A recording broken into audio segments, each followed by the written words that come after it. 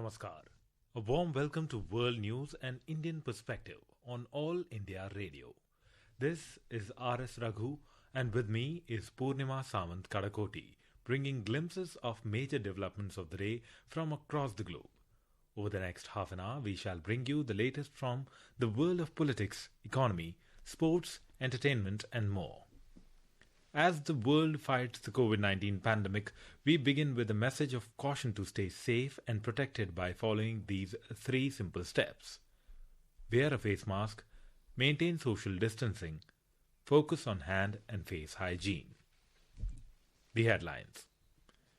India's nationwide COVID-19 vaccination drive to cover senior citizens and those above 45 years with comorbidities begins on Monday. India's Prime Minister Narendra Modi asks people not to lower guard against coronavirus. Crackdown against protests results in death of at least 18 people in Myanmar. 47 Democrats and activists in Hong Kong charged with conspiracy to commit subversion.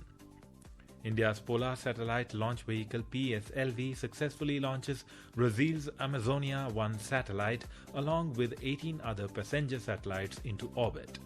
And in hockey, Indian men's team beats Germany 6-1 in the first match of the European Tour.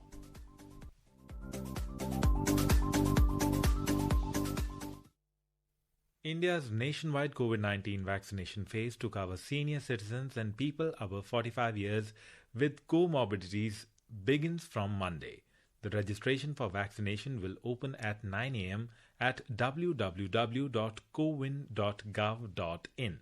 Citizens will be able to register and book an appointment for vaccination anytime and anywhere using the Cowin 2.0 portal or through other IT applications such as Arogya Setu. The vaccine will be administered free of cost at 10,000 government hospitals to these groups, while the cost of the vaccine at around 20,000 private vaccination centers will be borne by the people. Private hospitals can charge up to 250 rupees per dose of COVID-19 vaccine during the vaccination drive. States have been given freedom to use all private hospitals empaneled under state government health insurance schemes as COVID vaccination centers. Health facilities of public sector undertakings and government health facilities will be utilized as COVID vaccination centers.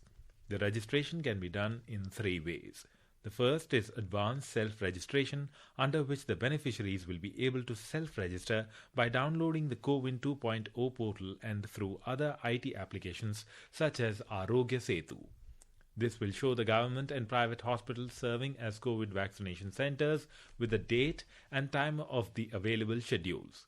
The beneficiary would be able to choose the COVID vaccination centers of his or her choice and book an appointment for vaccination.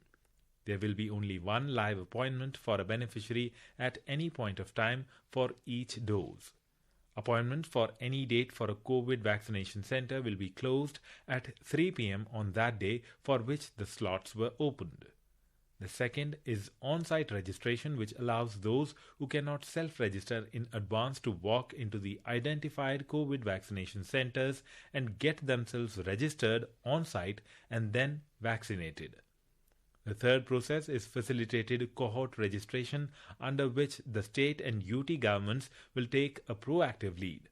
A specific date for COVID vaccination will be decided where target groups of potential beneficiaries will be vaccinated. Private hospitals functioning as COVID vaccination centers can charge subject to a ceiling of 250 rupees per person per dose along with the electronic and financial management mechanism. The Health Ministry has asked all such private health facilities to follow strict norms of due process, quality and safety, including integration with the National COVID Technology Platform. All private health facilities must also have adequate space, cold chain arrangements, number of vaccinators and support staff. There should be adequate arrangements for addressing adverse event following immunization. Meanwhile, our correspondent reports that the state governments in India have been apprised of the simplified system of certifying people with 20 comorbidities within the 45 to 59 years age group. The simplified one-page certificate will be signed by any registered medical practitioner. The certificate can either be uploaded on CoWIN 2.0 by the beneficiary while self-registering, or a hard copy can be carried by the beneficiary to the COVID vaccination centers.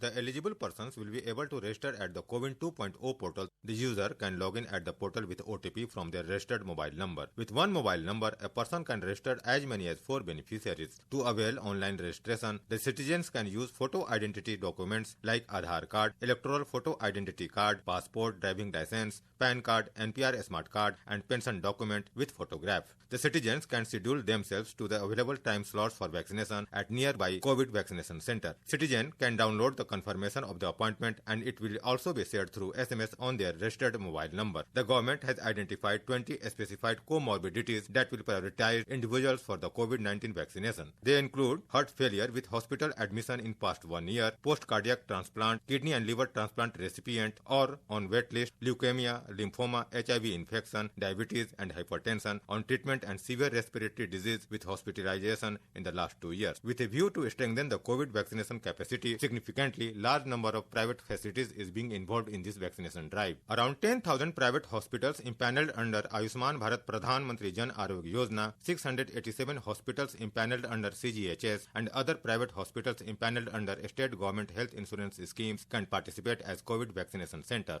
With Dipendra Anand Kumar, AIR News, Delhi. Prime Minister of India, Mr. Narendra Modi, has urged people to not lower guard against the coronavirus. He said there should not be any laxity in the observation of rules regarding coronavirus-related precautionary measures in the busy month of March. मार्च का महीना हमारे financial year का आखिरी महीना भी होता है, इसलिए आप में से बहुत से लोगों के लिए काफी व्यस्तता भी रहेगी। अब जिस तरह से देश में आर्थिक गतिविधियां तेज हो रही हैं, उससे हमारे व्यापारी और उद्यमी साथियों की व्यस्तता भी बहुत बढ़ रही है। इन सारे कार्यों के बीच हमें कोरोना से सावधानी कम नहीं करनी है। आप सब स्वस्थ रहेंगे, खुश रहेंगे, कर्तव्य पथ पर डटे रहेंगे तो देश तेजी से आगे बढ़ता रहेगा। आप सभी को त्योहारों की अग्रिम शुभकामनाएं। साथ साथ कोरोना के संबंध में जो भी नियमों का पालन करना है, उसमें कोई ढिलाई नहीं आनी चाहिए। Now let us take a look at the coronavirus updates from around the world. The U.S. Food and Drug Administration, FDA, has formally approved the single-shot Johnson & Johnson coronavirus vaccine. This is the third vaccine to be authorized in the country. The vaccine is said to be a cost-effective alternative to the Pfizer and Moderna vaccines and can be stored in a refrigerator instead of a freezer. The first doses could be available to the U.S. public as early as next week. The UK, EU and Canada have also ordered doses, and 500 million doses have also been ordered through the COVAX scheme to supply poorer nations. President Joe Biden hailed it as an encouraging development for Americans, but warned that the fight is far from over. Meanwhile, the U.S. House of Representatives approved a $1.9 trillion coronavirus stimulus fund in the early hours of Saturday morning. In Bangladesh, all primary, secondary and higher secondary level education institutions will reopen on the 30th of March. Education Minister Deepu Moni made the announcement on Saturday. Education institutions have remained closed in the country since the 17th of March last year after the first corona-positive case was detected in Bangladesh on the 7th of March. New Zealand's largest city, Auckland, goes into a 7-day lockdown starting Sunday. Prime Minister Jacinda Ardern made the announcement late on Saturday. According to reports, the move was prompted by the case of a person who had been infectious for a week but not in isolation. Abhishek Mukhopadhyay, World News, All India Radio. This is All India Radio giving you the news. For quick news updates round the clock, follow us on Twitter at AIR News Alerts. 3 steps to stay protected and stay safe from COVID-19. Wear face mask, 2 gaz ki duri to maintain social distancing, maintain hand and face hygiene.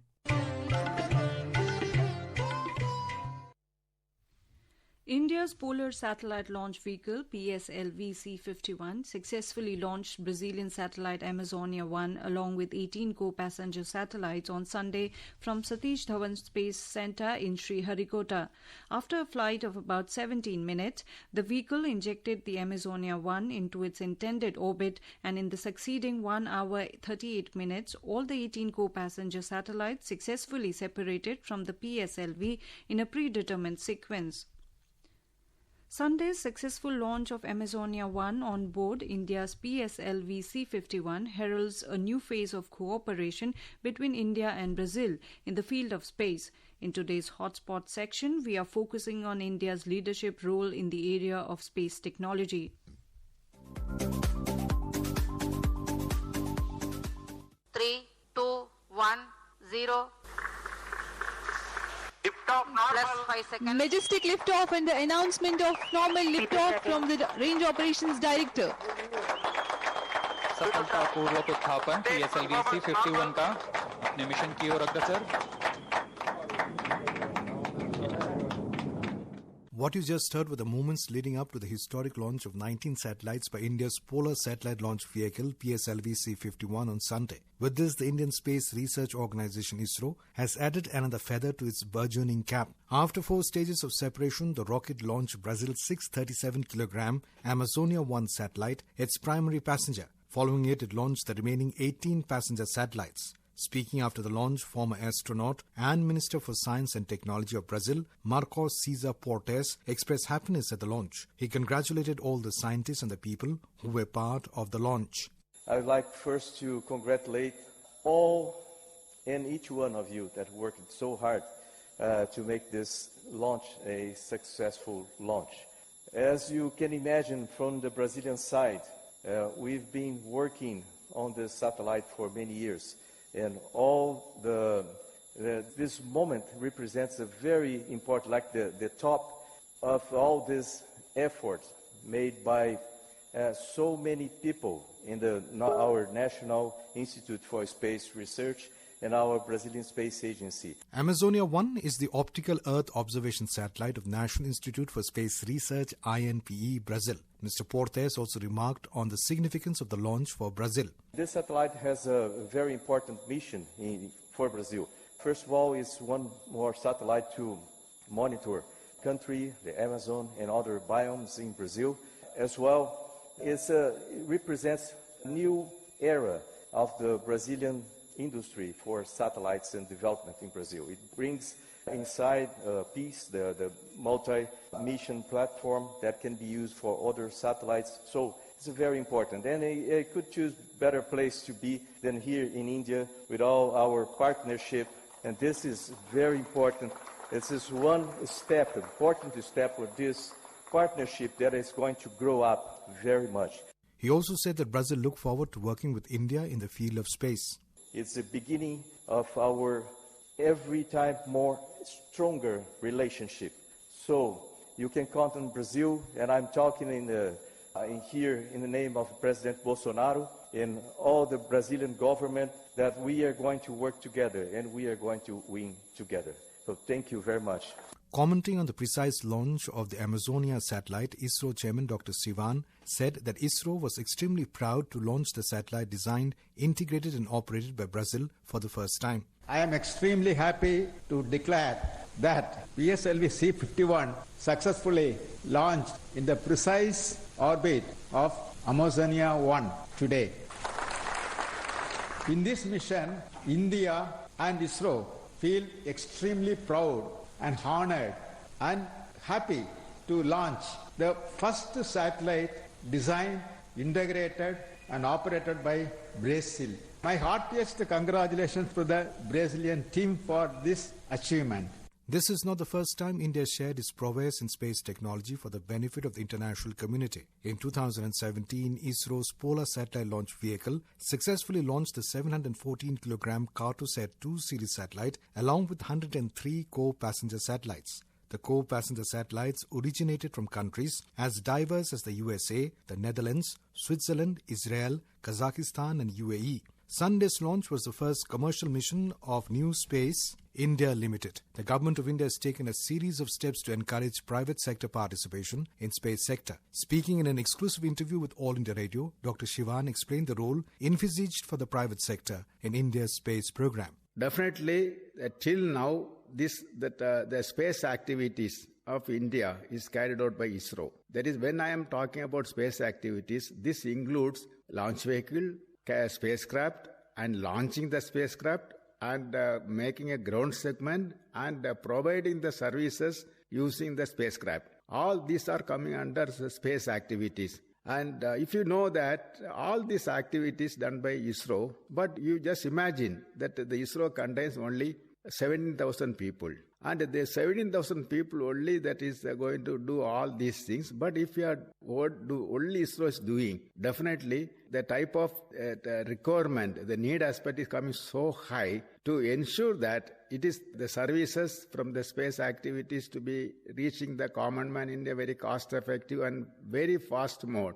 We thought that ISRO contribution alone is not sufficient. The entire country, if they are contributing, definitely it will be available, the technology will be available to the common man with a low cost, very, very fast track mode. That's the reason not only that ISRO can do the space activities can be carried out by private people also. And by bringing the private people, definitely that is, they can make it mass production, as well as there's a lot of employment will be available, and a lot of industries, and the entire country will be contributing to the space services, the space activities. That is, they will be allowed to build launch vehicle, they will be allowed to launch the satellite, they are allowed to do the space services. When they are doing that, the private people are doing the services, doesn't mean that they are taking away all the ISRO's activities. You have to keep in mind, ISRO is continued to be there, and ISRO has to contribute to the nation in terms of technology development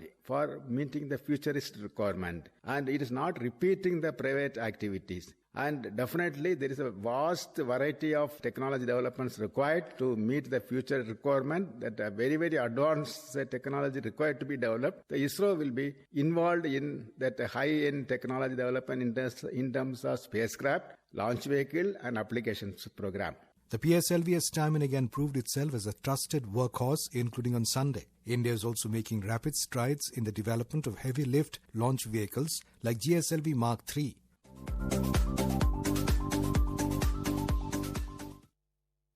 At least 18 people have been killed on Sunday as police and armed forces used force on the protesters against the military government in various parts of Myanmar.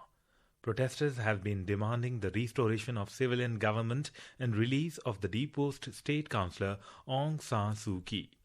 The Office of the High Commissioner of UN Human Rights Organization said that it has received credible information that at least 18 people have died and more than 30 wounded due to use of force against peaceful demonstrations.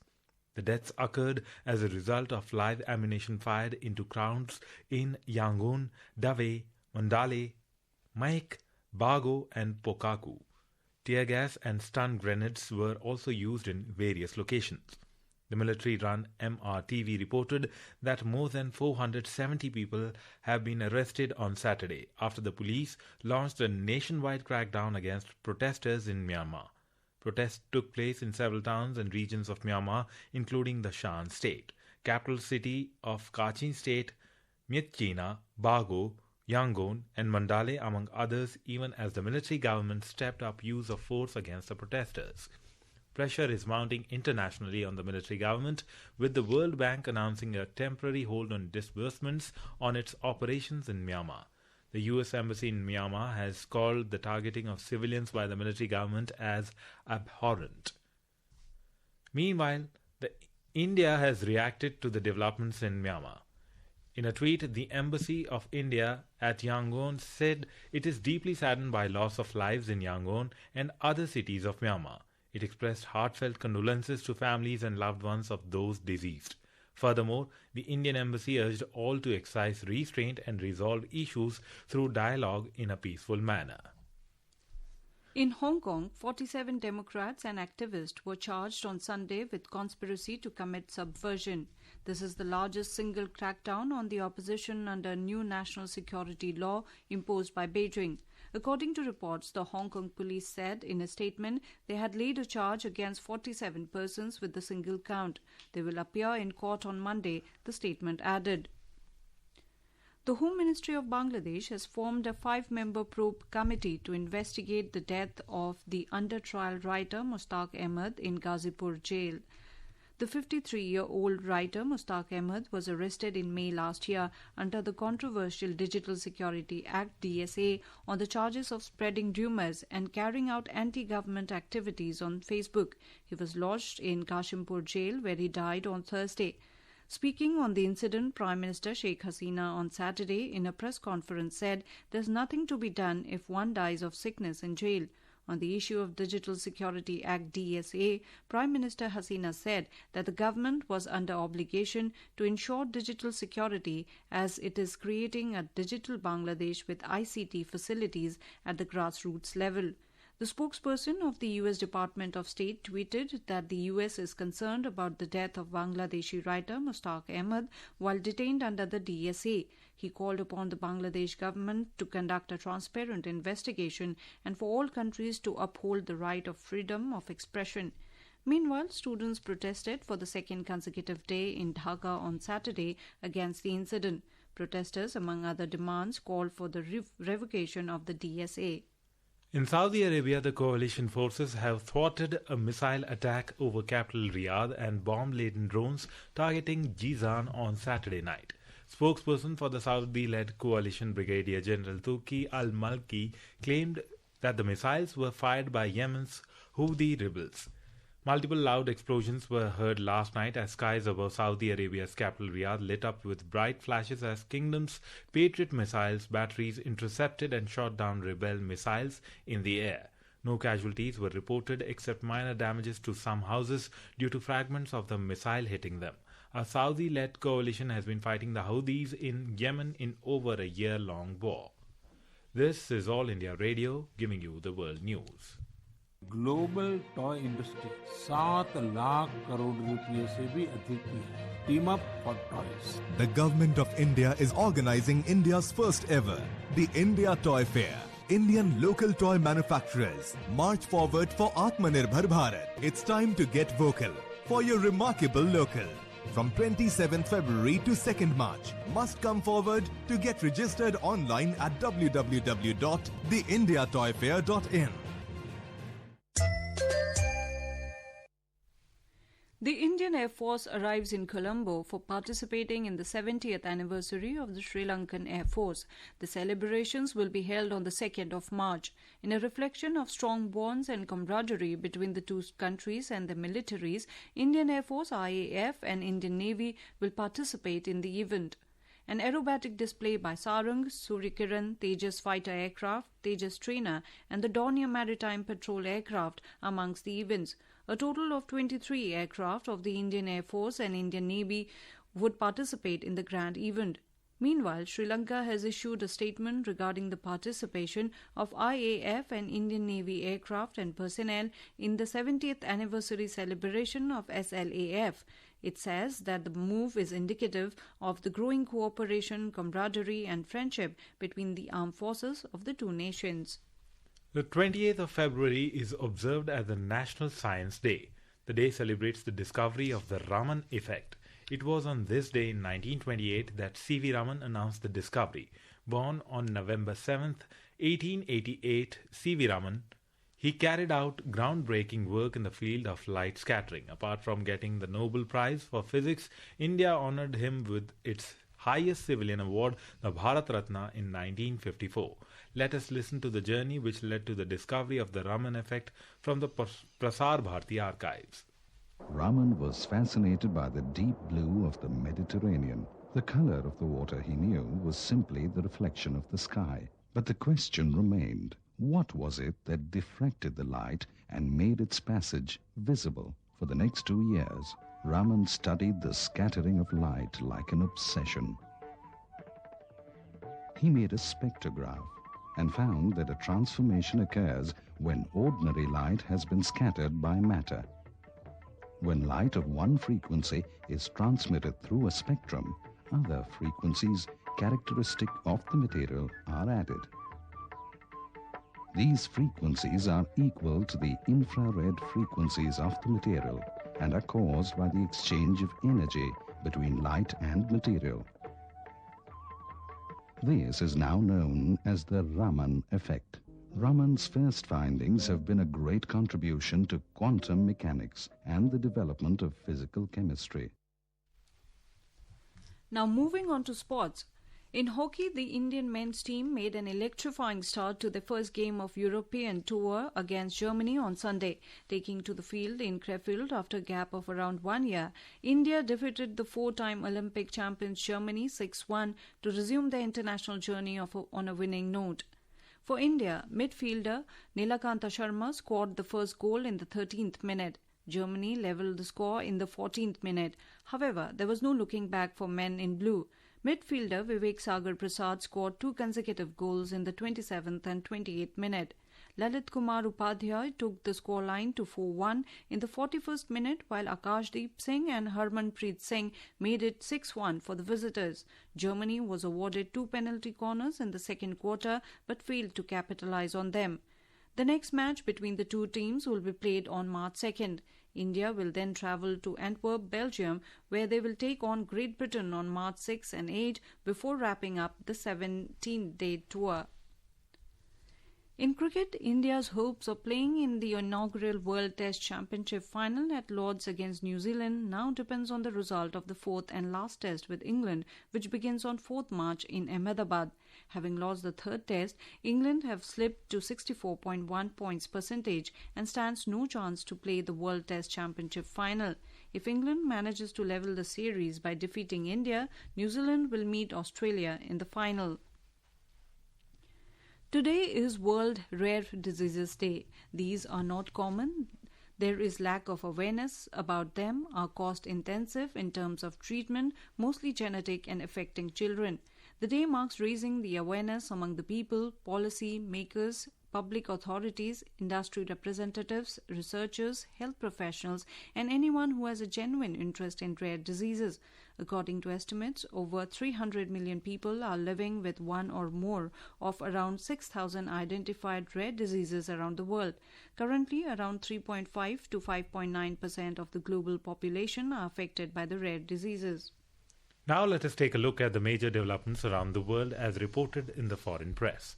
The Washington Post writes that US President Joe Biden has asserted that America is back in a bid to reclaim USA's global leadership position. Wall Street Journal reports that former President Donald Trump will make his first public appearance since leaving office at the CPAC on Sunday. Globe and the Mail writes that Mexican asylum seekers hope for better days under Biden's immigration system. The Himalayan Times reports that Nepalis carry a chariot around the Bodhanath Stupa, a UNESCO World Heritage Site, during the Mamla Jatra on Saturday. Khmer Times reported on Sunday that Cambodian Prime Minister Hun Sen will get inoculated with AstraZeneca vaccine on the 4th of March. Gulf Times reports that Qatar's Consular Affairs Department calls on Qataris travelling to Saudi Arabia to abide by the kingdom's customs declaration procedures. A quick look at the headlines once again. India's nationwide COVID-19 vaccination drive to cover senior citizens and those above 45 years with comorbidities begins on Monday. India's Prime Minister Mr. Narendra Modi asks people not to lower guard against coronavirus.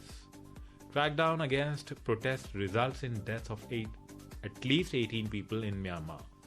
47 Democrats and activists in Hong Kong charged with conspiracy to commit subversion.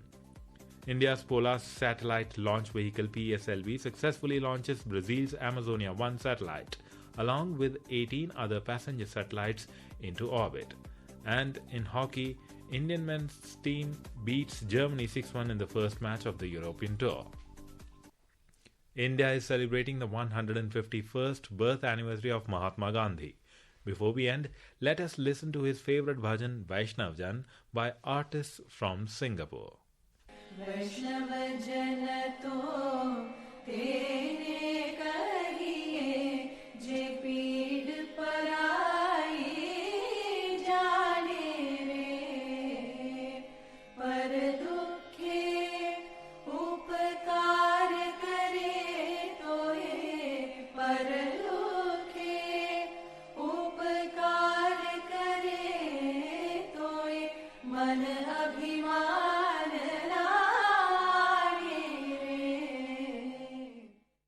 And with that, we end this bulletin. See you at the same time tomorrow with the next edition of World News.